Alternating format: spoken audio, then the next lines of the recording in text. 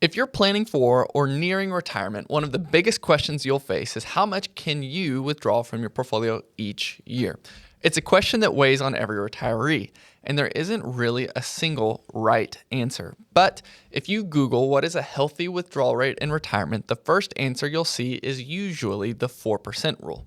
Today, I want to break down the actual data behind that 4% rule and why understanding the numbers can completely change how you live in retirement. I'm your host, Eli Freeman, a certified financial planner, and let's look at the data. Now, full disclosure, the reason I'm making this video is because Ben Carlson, who hosts the Unlock YouTube channel, recently interviewed William Bengen, who's the creator of the 4% rule. It's a 24-minute interview, and it's well worth your time if you're thinking about retiring soon. I also just ordered Bengen's new book, so before diving into that on my vacation, I wanted to study a little bit and share some of his original research with you. By the end of this video, you will have a clear idea of how withdrawal rates impact the life of your portfolio, how asset allocation affects retirement outcomes, and how retiring earlier can actually change your withdrawal rates. All of this comes directly from William Bengen's paper titled Determining Withdrawal Rates Using Historical Data, Assumptions Behind the 4% Rule. Bengen's original study assumes a portfolio that's invested 50% in broadly diversified stocks and 50% in intermediate-term treasuries, rebalanced annually back to that 50-50 mix. He then assumes that the retiree takes a set percentage from that portfolio in year one, and every year after that, you adjust the withdrawal for inflation, no matter what the market is doing. So for example, if you start retirement with a $1 million portfolio and have a 5% withdrawal rate, then you would take $50,000 as a distribution in year one. Then, if inflation were 10% that year, your year two distribution would be $55,000, regardless of whether the market was up, down, or sideways. The idea is to maintain your lifestyle, not react emotionally to market swings. There are a few key assumptions baked into this rule. The first is that the portfolio is rebalanced annually. Another is that withdrawals increase every year with inflation. And the third is that retirees never take more than the planned withdrawal amounts. That last point is critical. Even if the market drops 20%, the plan still calls for increasing your withdrawals to keep pace with inflation. That's the entire premise of the study. If you don't take distribution in down markets, then this study doesn't actually apply to your situation. Begen looked at both 30 years and 50 years for your retirement horizons.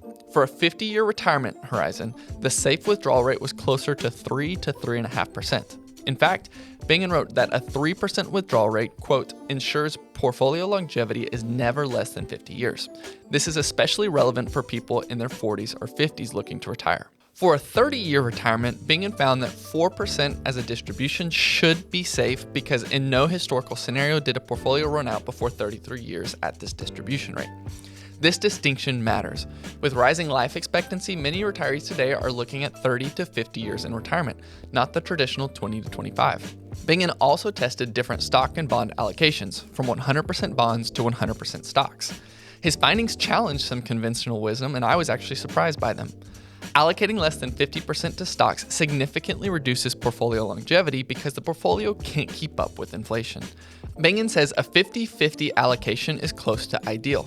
Interestingly, a 75-25 allocation of stocks to bonds produced outcomes nearly as strong as the 50-50, and in many scenarios, it actually left more wealth for the beneficiaries.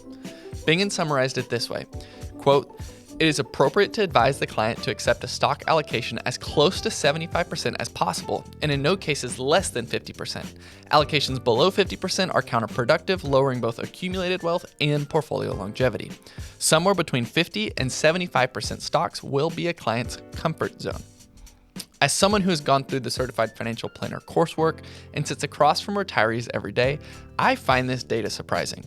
The idea of keeping most retirees at 75% allocated to stocks and encouraging them to keep taking withdrawals through downturns feels counterintuitive to me. But this is Data Brief, where the numbers don't lie, and this isn't a recommendation for you to change your portfolio or withdrawal strategy. Rather, it's a reminder that research provides helpful guidelines.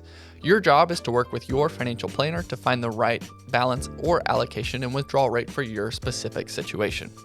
There's no one-size-fits-all, and there's no perfect answer. The goal is to create a retirement plan that you can stick to, even when the markets get rough. As always, if you found this video helpful and want more content like this, click subscribe below. I'll see you next time on the Data Brief.